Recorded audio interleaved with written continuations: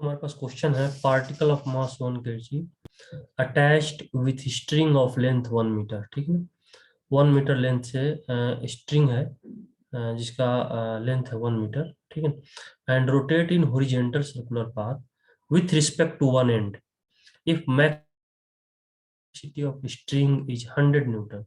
यानी स्ट्रिंग में maximum tension कितना हो सकता है 100 न्यूटन, जैसा कि क्वेश्चन में दिया गया। ठीक है, find out number of maximum possible rotation. ठीक है ना, तो मैक्सिमम पॉसिबल रोटेशन हमको बताना है पर मिनट। ठीक है, हम इसको कैसे करेंगे? ठीक, अब देखो इसमें एक सिचुएशन हमको जो दिया हुआ है वो दिया हॉरिजॉन्टल सर्कुलर पाथ। हॉरिजॉन्टल का क्या मतलब है? जैसे मान लो कि ये हमारे पास पेन है ना, अब इस पेन के इस एंड पर देखो, पेन के इस एंड पर हमने क्या किया, ऐसा समझो इस पेन के जो लोअर एंड है यहाँ कोई पार्टिकल रख दिया और इसको ऐसे घुमा रहा है ना, ऐसे दिख रहा होगा पेन, ऐसे घुमा। तो ये जो मोशन बना, जैसे ऐसे घुमाएंगे है ना, ऐसे रोटेट कराएंगे, तो ये जो मोशन बना ये कुछ ऐसे बन रहा है, ऐसे। ठीक है, तो इसको हॉरिजॉन्टल सर्कुलर मोशन बोलते हैं। उंगली देखो, ठीक, इसको हॉरिजॉन्टल सर्कुलर मोशन। अगर अब एक और सर्कुलर मोशन डिटेल में हम लोग आगे डिस्कस करने वाले हैं, vertical circular motion. Vertical circular motion का मतलब वो ऐसे आएगा, ठीक है ना, ऐसे, मतलब एक ऐसा सर्कल है इस तरह से, ये ऐसे आ रहा है, ये वर्टिकल हो गया। मतलब वाई एक्सिस ले लो और वाई एक्सिस पर किसी वाई एक्सिस पर एक सर्कल मानो और उस पर जो है ऐसे मूव कर रहा है, इसको वर्टिकल सर्कुलर मोशन। और एक्स ले लो, एक्स पर ऐसे, इसको हॉरिजॉन्टल। तो हॉरिजॉन्टल सर्कुलर पाथ है इस केस में, है ना। तो हम लोग क्या करेंगे, देखो जैसे हम लोग ऐसा करते हैं कि यहाँ एक फिगर ड्रॉ कर लेते हैं सबसे पहले। इसका फिगर कुछ कैसे आएगा, है ना।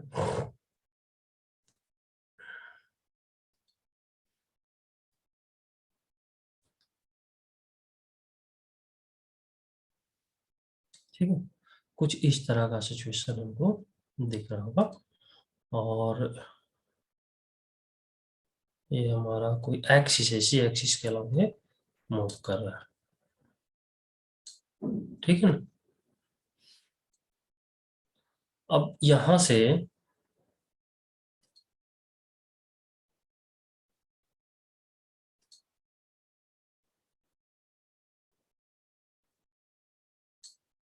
यहाँ कोई पार्टिकल है, यहाँ हमने कोई पार्टिकल को रख दिया, ये पार्टिकल है ना, और ये कुछ इस सर्कल में से मूव कर रहा है।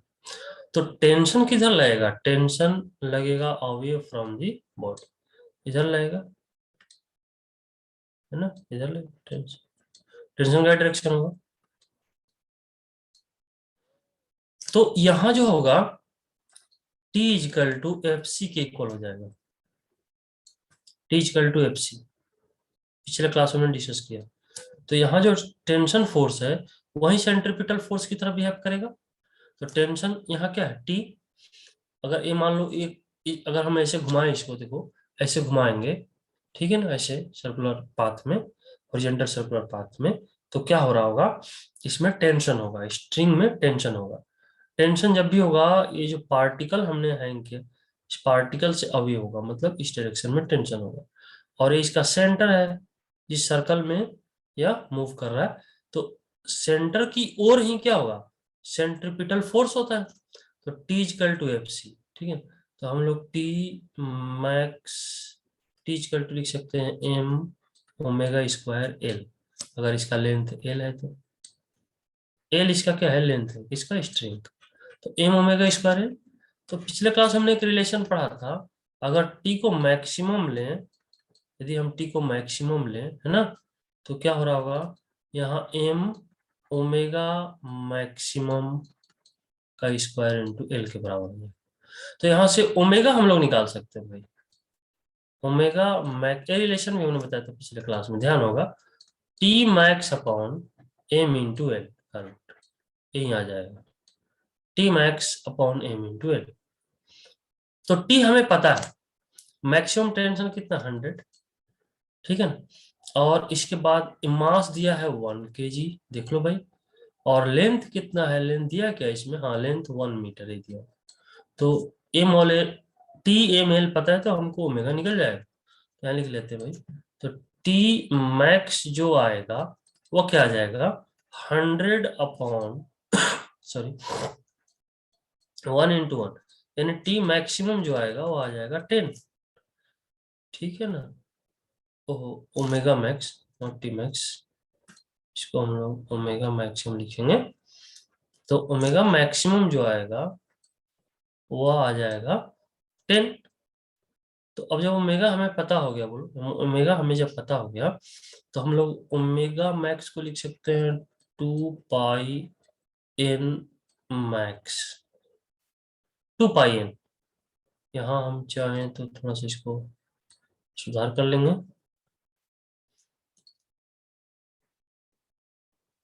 ठीक है, 2 पाई एन, और मैक्सिमम है तो मैक्सिमम कर ले, तो यहाँ से एन मैक्सिमम निकल जाएगा। ठीक है, एन मैक्सिमम निकल जाएगा, ये कितना आ जाएगा 10/2 पाई, ये जाएगा 5/पाई, 2 से कैंसिल हो जाएगा 5 टाइम्स। तो यही मैक्सिमम रोटेशन हुआ, बट ये आरपीएस आएगा, मतलब रोटेशन पर सेकंड, ये आ जाएगा, ये ध्यान रखना। लेकिन हमको पूछ रहा है रोटेशन पर मिनट, तो रोटेशन पर मिनट के लिए क्या करना होगा, हम 60 से मल्टीप्लाई कर देते हैं। तो इसी को हम यहाँ लिख लें, यहाँ लिख लेते हैं, याद रखना यहाँ एन मैक्सिमम आ गया, कुछ नहीं करना है। यदि हम इसको लिखना चाहें तो क्या लिखेंगे, N maximum is equal to 5/पाई × 60 RPM, बस क्लियर। 60 से मल्टीप्लाई कर दिया तो मिनट में आ गया, रिवॉल्यूशन पर मिनट, सिंपल है। और यहाँ जो आया 5/पाई रिवॉल्यूशन पर सेकंड में आता है। तो इस तरह से हम लोग ये निकाल लिए कि अगर कोई स्ट्रिंग है और मैक्सिमम इसमें टेंशन 100 न्यूटन लगेगा, और यहाँ कोई ब्लॉक रखा है जिसका मास 1 kg है, और लेंथ ऑफ स्ट्रिंग 1 मीटर है, उस केस में कितना नंबर ऑफ रोटेशन पर मिनट हो सकता है, तो हम यहाँ निकालिए 5/पाई × 60 RPM आएगा, है ना। इसको नोट कर लो, उम्मीद है सबको समझ में आ गया। चलो तो नेक्स्ट, इस क्वेश्चन में देखो हमारे पास क्या है कि यहाँ 3 सर्कुलर पाथ है। ठीक है, ये फर्स्ट है, दूसरा सर्कुलर पाथ ये है जो सेकंड हमने लिखा है, और ये थर्ड है जो उस पर थर्ड लिखा गया। इस एंड पर मास सेम है, इस एंड पर भी मास सेम है, इस एंड पर भी मास सेम। और ये जो थर्ड है इसमें टेंशन T3 है, सेकंड है इसमें टेंशन T2 है, फर्स्ट है इसमें टेंशन T1। ये हॉरिजॉन्टल सर्कुलर पाथ में मूव कर रहा है, हॉरिजॉन्टल मतलब ये हमने बताया ऐसे जो है हॉरिजॉन्टल सर्कुलर पाथ होगा, ऐसे जो होगा, ऐसे जो होगा वर्टिकल होगा। तो वर्टिकल के बारे में आगे हम लोग डिस्कस करेंगे, है ना। जैसे तुमने अभी हमने बताया भी, पेन को ऐसे पकड़ा और यहाँ कोई छोटा सा मास ऐड कर दिया, और इसको अपन कहीं ऐसे घुमाएंगे, तो ये जो सर्कुलर पाथ बनेगा ये हॉरिजॉन्टल होगा। ऐसा ही कुछ यहाँ है। तो हमको निकालना है T1 T2 T3 का रेशियो क्या है। तो हमको सबसे पहले क्या करना है कि ये जो यहाँ से ये जो स्ट्रिंग है इस पॉइंट से इस पॉइंट के बीच, इसमें टेंशन T3 है। ये जो स्ट्रिंग है यहाँ से यहाँ तक, इसमें टेंशन T2 है। ये जो स्ट्रिंग है यहाँ से यहाँ तक, इसमें टेंशन T1। तो हम इसको ना ऐसा करेंगे, पहले फ्री बॉडी डायग्राम ड्रॉ कर लेते हैं ये थर्ड का। तो हम ऐसा करेंगे कि थर्ड यहाँ रखते हैं, ठीक है ना। जैसे यहाँ जो मास है, यहाँ जो मास है ये है m, और ये थर्ड है। थर्ड का देखो, थर्ड में हमारे पास स्ट्रिंग का यही। तो अगर हमको टेंशन ड्रॉ करना है, टेंशन का डायरेक्शन, तो बॉडी से अवे होता है, तो ये तो बॉडी हो गया, बॉडी से अवे कुछ इस डायरेक्शन में आएगा, तो ये हो जाएगा टेंशन T3। ठीक है ना, का डायरेक्शन। अब उसी तरह यहाँ देखो, यहाँ सेकंड बॉडी के लिए, थर्ड बॉडी हो, सेकंड बॉडी यहाँ है कहीं यहाँ, इसका मास सेम है, इसका भी मास सेम, मास सेम। अब यहाँ देखो सेकंड से दो स्ट्रिंग कनेक्टेड है, एक तो थर्ड वाला स्ट्रिंग कनेक्टेड है और एक सेकंड वाला भी कनेक्टेड है। तो भाई देखो ये थर्ड वाला स्ट्रिंग कनेक्टेड है और साथ साथ इधर सेकंड वाला स्ट्रिंग भी कनेक्टेड है, सेकंड बॉडी से, ठीक है। तो हमने अभी बताया कि क्या होगा, बोलो, ये बॉडी से दूर होगा टेंशन। तो इधर जो टेंशन बॉडी, इस स्ट्रिंग में यदि टेंशन हम लें तो टेंशन का डायरेक्शन जो होगा वो किधर होगा, बॉडी से दूर, इस डायरेक्शन में हो जाएगा। और ये एक ही स्ट्रिंग है, इसमें टेंशन सेम रहेगा, टेंशन यहाँ सेम है, यहाँ टेंशन T3 था तो यहाँ भी T3 होगा। और यहाँ बॉडी से दूर किधर होगा, बॉडी से दूर इस डायरेक्शन में, बॉडी से दूर चलो इस डायरेक्शन में, ये हो जाएगा T2, ठीक है ना। अब उसी तरह से इसका देखो, ये फर्स्ट बॉडी,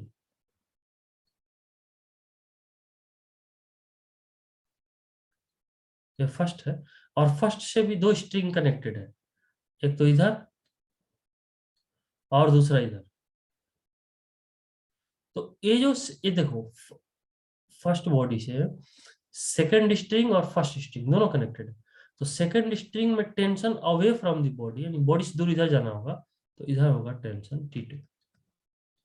उसी तरह से ये फर्स्ट बॉडी में, बॉडी के दूर चलो, दूर का मतलब इधर, यानी ये जो हो जाएगा हमारे पास टेंशन T2। हमें उम्मीद है कि यहाँ तक जो है हमको एफबीडी समझ में आया होगा, ठीक है। और एफबीडी समझ में नहीं आया तो न्यूटन लॉ वाली वीडियो देख लेना, वहां से पूरा समझ में आ जाएगा। बाय द वे, अब यहाँ अब हम फर्स्ट बॉडी की बात करें। तो फर्स्ट बॉडी के लिए अभी हमने बताया था एक रिलेशन, कि एक रिलेशन ही बताया था, अगर कोई स्ट्रिंग है और इस एक्सिस के अलावा ये रोटेट कर रहा है और इसका लेंथ है L और इसमें टेंशन T लग रहा है, तो T इक्वल टू FC लिखते थे और M ओमेगा स्क्वायर L, नहीं तो आता था T equal to M omega square L, अभी हमने बताया। तो अगर हम थर्ड की बात करें और थर्ड, थर्ड के लिए, थर्ड में देखो, थर्ड में T3 है, तो भाई लिखेंगे T3 इक्वल टू इस फार्मूला से M ओमेगा स्क्वायर, या फिर हम इसको थोड़ा और सिंप्लीफाई करें तो कुछ ऐसे लिख सकते हैं। तो एक बार एक स्टेप बढ़ेगा लेकिन समझ में क्लियर आएगा। तो हम इसको लिख सकते हैं T3 इक्वल टू FC, ठीक है, T3 equal to FC। FC क्या है, तो FC जो है सेंट्रीपिटल फोर्स है, FC क्या है, सेंट्रीपिटल फोर्स है। और T3, T3 जो है होना चाहिए फोर्स की ओर होना चाहिए, T3 इक्वल टू FC। अब हम यहाँ देखो T3 FC इक्वल टू लिख सकते हैं M ओमेगा स्क्वायर L, ये हमने कल बताया था। तो ये हो जाएगा T3 M ओमेगा स्क्वायर। तो ये जगह पर हम यहाँ से लेंथ जो लेना होगा, यहाँ जो हम लेंथ ले रहे थे, यह लेंथ था इस सेंटर से इस बॉडी के बीच का डिस्टेंस, ठीक है। तो सेंटर, सेंटर यहाँ है, तो सेंटर से इस बॉडी के बीच का डिस्टेंस कितना है, L+L+3L ना, तो हो जाएगा 3L।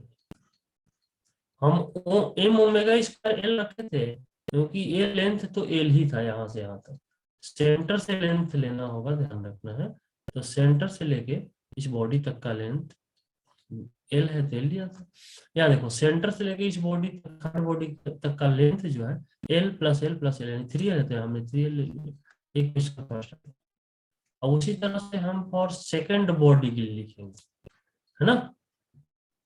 अब देखो सेकंड बॉडी, सेकंड बॉडी में हम लोग लिखेंगे, ऐसे भी लिख सकते हैं T net, net force tension equal to FC,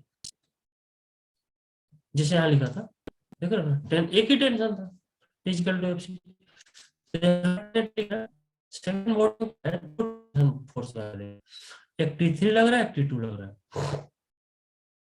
तो हमको नेट जो लेना होगा वह सेंटर की ओर लेना होगा, क्योंकि FC जो है सेंटर की ओर होता है। तो नेट सेंटर की ओर लेने के लिए क्या करेंगे, इधर के फोर्स को मैक्सिमम मान लेते हैं, T2 को हमने मैक्सिमम मान लिया। तो नेट लिखना हो तो क्या लिखेंगे, मैक्सिमम माइनस मिनिमम। कैसे, देखो जैसे हमारे पास ये जो है कोई बॉडी मान लिया, इस पेन को कोई बॉडी मान लिया, क्लियर है। अब एक स्टूडेंट पेन को 20 न्यूटन फोर्स से इधर खींच रहा है इस डायरेक्शन में, और एक स्टूडेंट इसको 30 न्यूटन से इधर खींच रहा है, एक इधर और एक इधर। अब मान लो इधर 30 न्यूटन से खींच रहा है और इधर 20 न्यूटन से, तो बॉडी किधर जाएगा, 30 न्यूटन की ओर जाएगा। क्योंकि इधर फोर्स ज्यादा है, तो नेट फोर्स किधर लगा इस पर, जिधर का फोर्स ज्यादा है उधर लगा।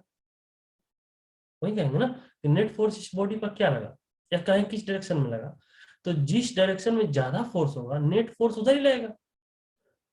नेट फोर्स का डायरेक्शन उसी डायरेक्शन में होगा जिस डायरेक्शन में फोर्स मैक्सिमम हो। यानी इधर 30 न्यूटन लगाया, इधर 20 न्यूटन लगाया, तो ये बॉडी जो है ना वो 30 न्यूटन की ओर जाएगा, 30 न्यूटन की ओर जाएगा। क्यों? क्योंकि मैक्सिमम फोर्स। यानी नेट फोर्स जब भी लिखना हो तो मैक्सिमम फोर्स माइनस मिनिमम। अब तुमसे पूछा था कितना ज्यादा लगा, ठीक है 30 न्यूटन क्यों लगा, कितना ज्यादा लगा, तो 20 इधर और 30 इधर, तो नेट लिखना होगा 30 माइनस 20, यानी मैक्सिमम माइनस मिनिमम, यानी 10 न्यूटन ज्यादा लगा। 30 में से 20 घटाओ, 10 न्यूटन ज्यादा फोर्स लग रहा। तो याद रखो कि जब भी नेट फोर्स निकालना हो, ठीक है, तो maximum force minus minimum force करेंगे। ये तभी पॉसिबल है जब दोनों अपोजिट डायरेक्शन में हो, बिल्कुल अपोजिट डायरेक्शन में, दोनों बीच एंगल 180 डिग्री, तो मैक्सिमम माइनस मिनिमम लिखेंगे। तो यहाँ दोनों अपोजिट में है, देखो इस पॉइंट पर देखो, इस पॉइंट सेकंड के लिए हम लोग क्या देख रहे हैं कि T3 है T2 है, दोनों अपोजिट में है, ये इस डायरेक्शन में इस डायरेक्शन में। तो मैक्सिमम लिखना हो तो मैक्सिमम क्या होना चाहिए, हम जानते हैं कि हमारा जो नेट फोर्स होना चाहिए वो सेंट्रीपिटल फोर्स के होना चाहिए, यानी सेंट्रीपिटल फोर्स के डायरेक्शन में नेट आना चाहिए, नेट फोर्स आना चाहिए। सेंट्रीपिटल फोर्स सेंटर की तरफ है, यानी T2 का वैल्यू T3 से ज्यादा होगा, तो हम जब नेट लिखना होगा तो T2 ज्यादा है तो हम लोग T2 माइनस T3 लिखेंगे, और यहाँ जो आ जाएगा m ओमेगा स्क्वायर इंटू, अब जो लेंथ होगा यहाँ से सेकंड बॉडी का और 2l के बराबर हो जाएगा, तो भाई यहाँ लिख लेंगे 2l। इक्वेशन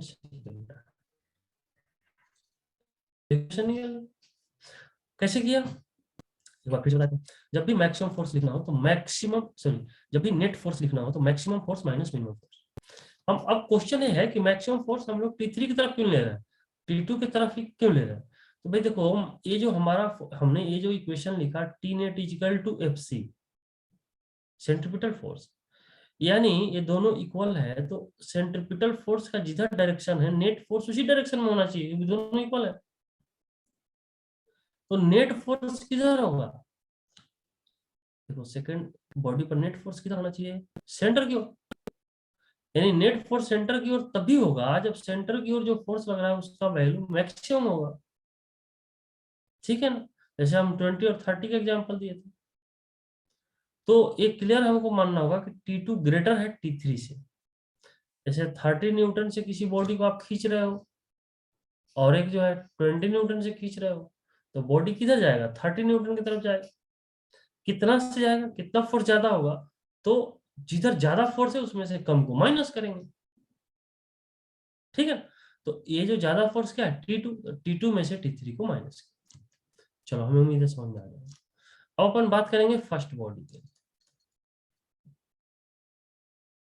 और फर्स्ट, ये तो सेकंड हो गया, फॉर सेकंड है ना भाई, और फॉर फर्स्ट। अब देखो फर्स्ट बॉडी पर भी दो फोर्स लग रहा है, एक T2 और एक T1, लेकिन हम यहाँ क्या लिखेंगे, T net is equal to FC किधर होगा, सेंटर की ओर। यानी सेंटर की ओर जो फोर्स है उसका वैल्यू मैक्सिमम होगा, और सेंटर की ओर फोर्स क्या है T1, यानी T1 मैक्सिमम होगा। तो T मैक्सिमम माइनस मिनिमम, तो T1 minus T2 is equal to m omega square, और यहाँ लेंथ देखो फर्स्ट बॉडी का सेंटर से L है तो यहाँ L लिखेंगे। इस तरह से इक्वेशन थर्ड आया। तो हमारे पास तीन इक्वेशन आया, अब तीनों को पहले हम सॉल्व करके T1 T2 T3 निकाल लेते हैं, फिर रेशियो निकालेंगे। क्लियर। तो अब देखो ऐसा करते हैं कि इक्वेशन फर्स्ट और इक्वेशन सेकंड को ऐड कर देते हैं। तो equation first plus equation second, equation first है T3 देख लेते हैं, T3, और इधर क्या है T2 माइनस T3, तो plus T2 minus T3 is equal to m omega square 3l plus M omega square 2l, ठीक है ना। तो ये हो जाएगा 3 + 2 5 ना, तो 5m ओमेगा स्क्वायर एल। और भाई ये देखो 83 तो कैंसल आउट हो जाएगा, तो यहाँ क्या बचेगा T2। तो T2 हमें पता होगा, और जब T2 पता हो गया, देखो T2 हमें जब पता हो गया, T3 हमें पता है। अब ऐसा करते हैं, इसका क्वेश्चन रख देते हैं, तो हमको T1 पता हो जाएगा, सिंपल। तो from third T1 minus T2 equal to m omega square है ना। तो T1 माइनस T2 का वैल्यू बताओ, 5m omega square L equal to m omega square L. इसको इधर आ जाएंगे तो T1 का जो वैल्यू आएगा भाई, वो क्या आ जाएगा, 5 और +1, ये तो 6 हो जाएगा ना। तो 6m ओमेगा स्क्वायर एल, ठीक है। तो T1 पता हो गया, T2 पता हो गया, T3। तो T1 is to T2 is to T3। अब देखो T1 देखो, T2 में m omega square L, T1 में m ओमेगा स्क्वायर एल, और T3 देख लेते हैं, m omega square into L, यही है ना। यानी m ओमेगा स्क्वायर एल सभी में कॉमन है, उसको एलिमिनेट कर सकते हैं। तो T1 की जगह क्या है, 6 इज टू, हो जाएगा 5 इज टू 3। तो यही रिलेशन हमसे पूछ रहे थे, T1 T2 T3, ठीक है। अब हम लोग देखें तो कौन सबसे ज्यादा बड़ा होगा, मतलब टेंशन किस बॉडी में सबसे ज्यादा होगा, भाई फर्स्ट बॉडी, यानी T1। देखो फर्स्ट बॉडी के लिए 6 है, सेकंड के लिए 5 है, थर्ड के लिए 3 है, यानी T1 ज्यादा होगा, T1 greater than T2 greater than T3। तो ये पूछा जा सकता है, इस तरह का सिचुएशन देखिए किसमें टेंशन ज्यादा होगा। तो ये समझ में आ गई होगी बात, हमको लगता है सभी को, है ना। चलो अब हम लोग नेक्स्ट की बात करेंगे, नेक्स्ट क्वेश्चन की बात करेंगे।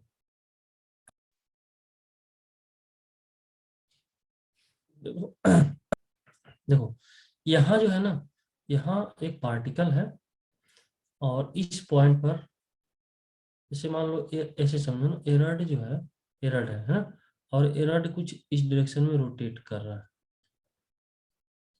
ओमेगा से, ये ऐसे ऐसे मूव कर, देखो एरड ऐसे मूव कर रहा है इस पॉइंट पर।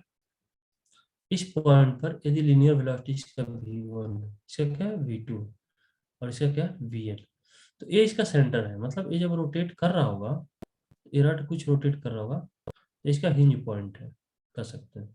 ये कुछ ऐसे रोटेट कर रहा है, ठीक है।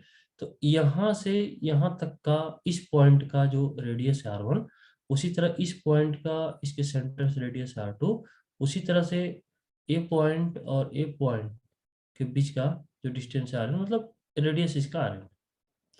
कह सकते हैं कि इस पॉइंट पर जो वेलोसिटी है, इसका रेडियस r1, इस पॉइंट पर जो वेलोसिटी v2, इसका रेडियस r2, और इस पॉइंट पर जो वेलोसिटी, इसका रेडियस rn है ना। और ओमेगा से रोटेट करना, हम लिख सकते हैं इफ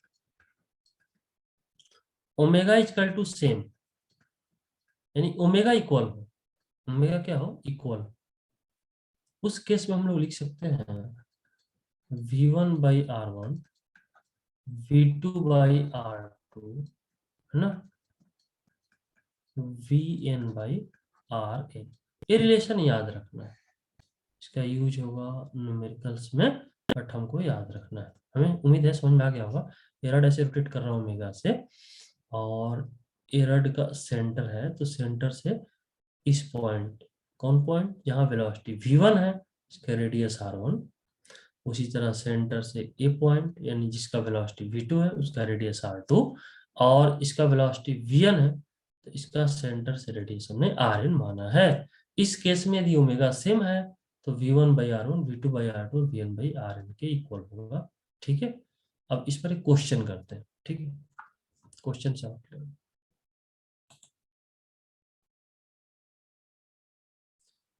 क्वेश्चन में है कि यहाँ एक सर्कल है, और इस सर्कुलर पाथ पर एक पार्टिकल मूव कर रहा है जिसका मास m है। उसी तरह एक दूसरा सर्कुलर पाथ है, और इस पर भी एक पार्टिकल मूव कर रहा है जिसका मास m है, इन दोनों का मास सेम ही है। और इस स्ट्रिंग में टेंशन T2 है, और इस स्ट्रिंग में टेंशन T1। ये फर्स्ट बॉडी है, सेकेंड बॉडी। अब सेकेंड बॉडी का लीनियर वेलोसिटी दिया है 2 मीटर पर सेकेंड, साथ ही साथ लेंथ दिया हुआ है स्ट्रिंग का 1 मीटर। ये भाई एल है, देखो यहाँ एल है, ए लेंथ है एल, साथ ही साथ ए भी लेंथ है एल, ये दिया हुआ है, ये भी लेंथ है एल है, एल है, और एल का 1 मीटर। मास का वैल्यू दिया है 1 केजी। तो हमको इस फिगर से निकालना है, और ए रोटेट कर रहा है, हॉरिजॉन्टल सर्कुलर मोशन है ये, और हमको निकालना है T1 एंड T2। टेंशन जो है फर्स्ट बॉडी में, साथ ही साथ टेंशन सेकंड बॉडी। ठीक है, तो अगर हम सेकंड बॉडी का यहाँ एक विधि ड्रॉ करते हैं तो समझ में आएगा, है ना। यहाँ मास है भाई एम, और इस पर टेंशन, एक स्ट्रिंग इधर कनेक्शन कनेक्टेड है, और ए स्ट्रिंग पर टेंशन है T2। तो हमने भी बताया कि tension away from the body, इस डायरेक्शन में लगेगा तो हो जाएगा T2। उसी तरह फर्स्ट बॉडी जो है, ये सेकंड बॉडी है, ध्यान रखना है, ये सेकंड है। उसी तरह की फर्स्ट बॉडी है, इस इससे दो स्ट्रिंग कनेक्टेड है भाई। तो एक स्ट्रिंग तो इधर हो गया और एक स्ट्रिंग इधर हो गया, तो टेंशन अवे लगेगा। तो इधर टेंशन जो होगा, इधर का स्ट्रिंग में टेंशन T2 है, तो T2 यहाँ भी लगेगा अवे फ्रॉम द बॉडी। इधर के स्ट्रिंग में टेंशन T1 है, तो यहाँ लगेगा T1 away from the body, body से दूर इधर, यानी इस डायरेक्शन में लगेगा, बॉडी से दूर जो डायरेक्शन लगेगा वही डायरेक्शन टेंशन का होगा। तो ये क्लियर है फर्स्ट और सेकंड। हम लोग फॉर सेकंड के लिए बात करेंगे, तो फॉर सेकंड, सेकंड बॉडी के लिख सकते हैं T2 is equal to M V one square, देखो यहाँ V1 है second body, upon radius. Radius जो होता है वह सेंटर से बॉडी के बीच का डिस्टेंस होता है। तो सेंटर से बॉडी के बीच का, सेकंड बॉडी की हम बात करें, तो सेंटर से बॉडी के बीच का डिस्टेंस कितना दिख रहा है, L प्लस एल, यानी 2L। ठीक है, तो हो जाएगा मास 1, और V1 कितना दिया, 2 का स्क्वायर, तो 2 का स्क्वायर अपॉन 2, एल का वैल्यू तो 1 ही है, तो ये 4 अपॉन 2 मतलब 2 न्यूटन आ। तो T2 तो हमको पता हो गया, एक रिजल्ट पता हो गया T2। अब T1 निकालना, T1 निकालने के लिए अभी एक रिलेशन पढ़ेंगे, क्या पढ़ेंगे, V2/R2 इक्वल होगा, तो यही रिलेशन का यूज करेंगे। तो V1/R1 मतलब यहाँ से यहाँ तक, V1 यहाँ V1 है ना, तो V1 अपॉन, अब सेंटर से V1 के बीच का डिस्टेंस, सेंटर से V1 के बीच का डिस्टेंस कितना दिख रहा है, L प्लस एल, 2L, तो भाई 2L is equal to V2 upon centre से और V2 के बीच का डिस्टेंस L है, तो यहाँ पर L लिख देंगे। तो अब हम लोग क्या करेंगे, V1 तो हमें पता है 2 upon 2L is equal to V2 हमें निकालना है अपॉन L। तो भाई देखो ये 2 और 2 तो कैंसिल हो जाएगा, L और L कैंसिल हो जाएगा, तो V2 का वैल्यू आ जाता है 1 मीटर पर सेकेंड। तो V2 हमें पता हो, और जब V2 पता हो गया, ये कैंसिल हो जाएगा, देखो L और L कैंसिल है ना, ध्यान रखना है। तो जब V2 हमको पता हो गया, तब इस फार्मूला का यूज करेंगे, T net equal to FC। तो नेट यदि फर्स्ट बॉडी पर लिखना हो, मैक्सिमम माइनस मिनिमम लिखेंगे, जो भी वाला क्वेश्चन में बताया था। तो मैक्सिमम यहाँ क्या है T1, तो T1 minus T2 equal M, और फर्स्ट बॉडी के लिए velocity V2, M V2 square upon radius. तो फर्स्ट बॉडी के लिए रेडियस क्या दिख रहा है, फर्स्ट बॉडी के लिए रेडियस है L, यहाँ लिखेंगे L। हम लिख सकते हैं फॉर फर्स्ट, फर्स्ट बॉडी की बात है। भाई देखो यहाँ से हम लोग क्या कर सकते हैं, T1 माइनस T2 तो यहाँ निकाला है 2 न्यूटन इक्वल टू मास है 1, और V2 भी हमने निकाला है 1, L का वैल्यू 1, ठीक है ना। तो T1 इक्वल टू ये हो जाएगा 1, यानी 1 प्लस 2 मतलब T1 इक्वल टू आ जाएगा 3 न्यूटन। यही हमको निकालना था T1 और T2 का वैल्यू। ठीक है, हमें उम्मीद है सबको समझ में आया होगा।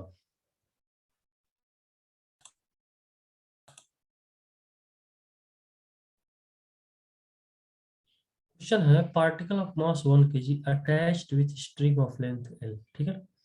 एक पार्टिकल है वह स्ट्रिंग के L लेंथ से अटैच है जिसका मास है 1 kg and rotate in horizontal circular path.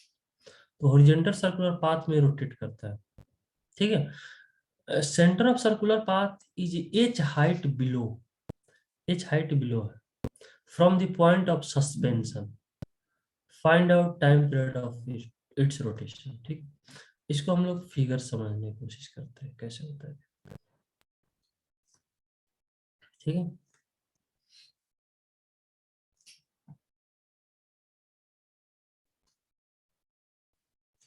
Next page में ही कर लेते हैं इसका फिगर।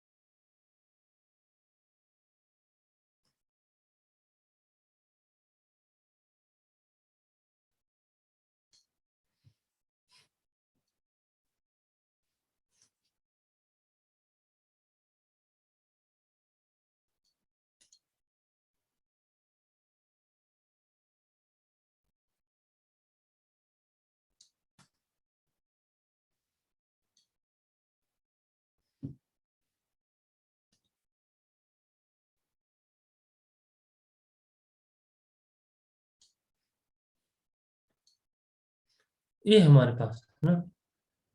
क्वेश्चन को एक बार फिर से रीड करते हैं। Particle of mass 1 kg attached with string of length L, ठीक है।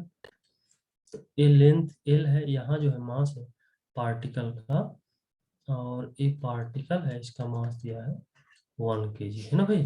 अब इसके बाद अब क्या कर रहा है क्वेश्चन में, L लेंथ है इसका, स्ट्रिंग का लेंथ भाई देखो L है, ये क्वेश्चन में बोल रहा है स्ट्रिंग का लेंथ है, और ये जो पार्टिकल है ये पॉइंट ऑफ सस्पेंशन है, ये point of suspension.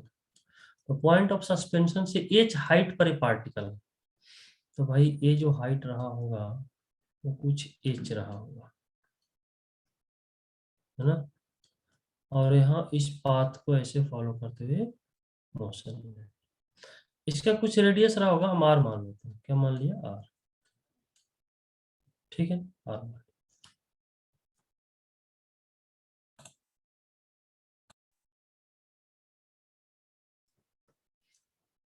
Point of suspension से कुछ एंगल बना रहा होगा, हम इसको थीटा मान लेते हैं, क्या मान लें थीटा। तो ये जब थीटा है तो ये एंगल जो होगा ये भी थीटा हो जाएगा, ठीक है। ये थीटा है तो ये भी थीटा होगा। अब यार अब इसमें टेंशन लग रहा होगा away from the body, tension T, इसका एक कंपोनेंट आएगा जिसके साथ एंगल बनाएगा कॉस, तो ये जो टी है इस लाइन के साथ एंगल बना रहा है तो हो जाएगा टी कॉस थीटा। साथ ही साथ इस पर वेट लगेगा एम जी, ठीक है, मास का वैल्यू लास्ट में रखेंगे एम जी। और जब टी कॉस थीटा हो गया तो इसके परपेंडिकुलर आएगा टी साइन थीटा,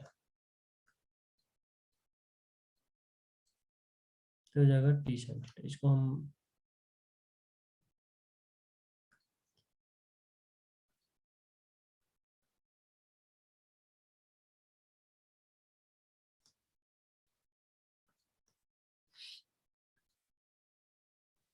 तो हो जाएगा टी साइन थीटा, है ना, T sine T cos theta T sine theta. तो टी साइन थीटा किधर है, सेंटर की ओर है। तो इसको देखो ये जो सिचुएशन है इसको कोनिकल पेंडुलम भी बोलते हैं, याद रखना, कोनिकल पेंडुलम का सेम केस है, मतलब इसको कोनिकल पेंडुलम भी कर सकते हैं। क्वेश्चन तो है, क्वेश्चन तो यहाँ ओपन कर ही लिए, ठीक है ना, क्वेश्चन है, हम कोनिकल पेंडुलम भी इसको बोलते हैं। तो यहाँ हम लिखेंगे F C is equal to M omega square are. तो एफ सी क्या है, एफ सी यहाँ सेंट्रीपिटल फोर्स के डायरेक्शन में टी साइन थीटा भाई, तो T sine theta equal to M omega square, equation first आ गया। अच्छा अब यहाँ देखो T cos theta equal to M G लिख सकते हैं, तो T cos theta equal to M G, इसको इक्वेशन सेकंड कर सकते हैं।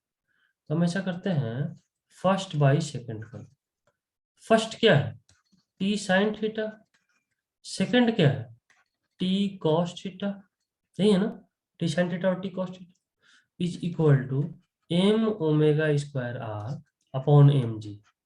तो भाई एम और एम तो कैंसिल हो गए, टी और टी कैंसिल हो, तो साइन कॉस को क्या लिख सकते हैं, साइन अपॉन कॉस को लिख सकते हैं tan theta.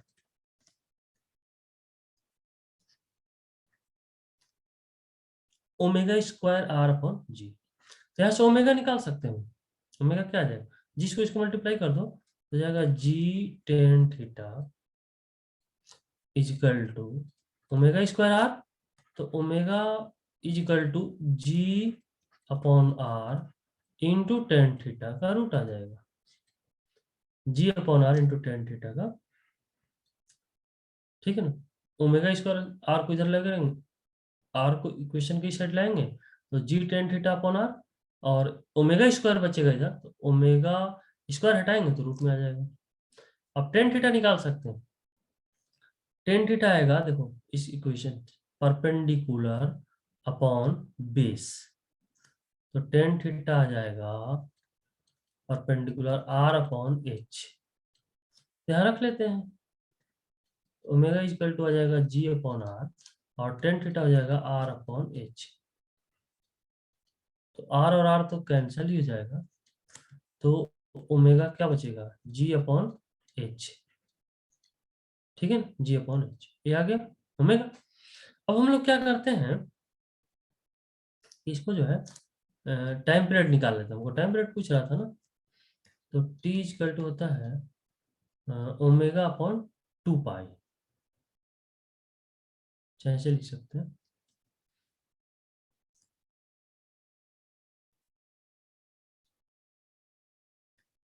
Omega equal to two pi upon T, ये था, तो टी इक्वल टू आ जाएगा टू पाई बाई ओमेगा, तो टू पाई और ओमेगा का वैल्यू यहाँ निकाले, क्या आ जाएगा जी अपॉन एच का रूट, तो इसको यदि हम सॉल्व करें, इसको यदि हम सॉल्व करें तो क्या आएगा, नेक्स्ट पेज में कर लेते हैं, तो T equal to two pi h upon g का रूट, ये आ जाएगा, तो टू पाई एच का वैल्यू निकाल सकते हैं, देखो एच, एच क्या है ए, तो एच निकालने के लिए क्या करेंगे, यहाँ देख लेते हैं, एच निकालने के लिए हमको चाहिए, हमको क्या पता है एल पता है, तो ये है हाइपोटेनस, ये है हम लोगों का बेस, तो कॉस थीटा निकाल लें, कॉस थीटा क्या होगा बोलो,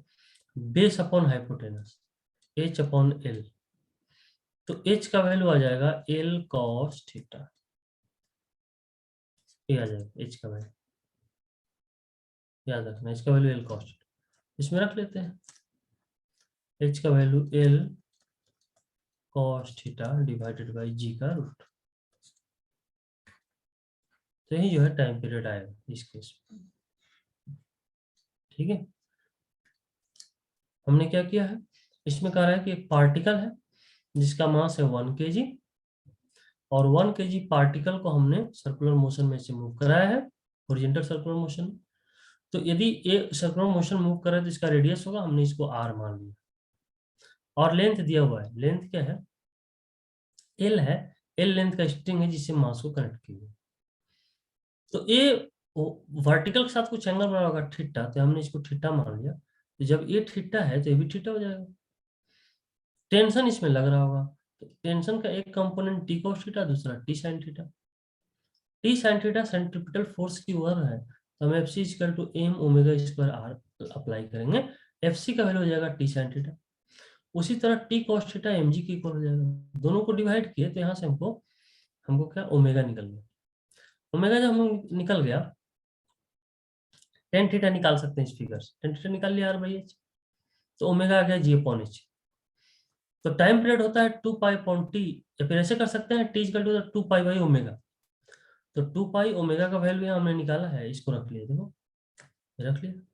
और इसके बाद सॉल्व करेंगे तो ये रिजल्ट आता है H/। अब H का वैल्यू हमको निकालना है, तो H का वैल्यू निकालने के लिए क्या करेंगे, यहाँ देखो इस ट्रायंगल में cos थीटा लेंगे। cos थीटा हो जाएगा बेस मतलब H/हाइपोटेनस है H/A। यहाँ से H निकल जाएगा L cos थीटा। तो हमने क्या किया कि जहाँ H था वहाँ L cos थीटा रख लिया, ये टाइम पीरियड आएगा। ठीक है।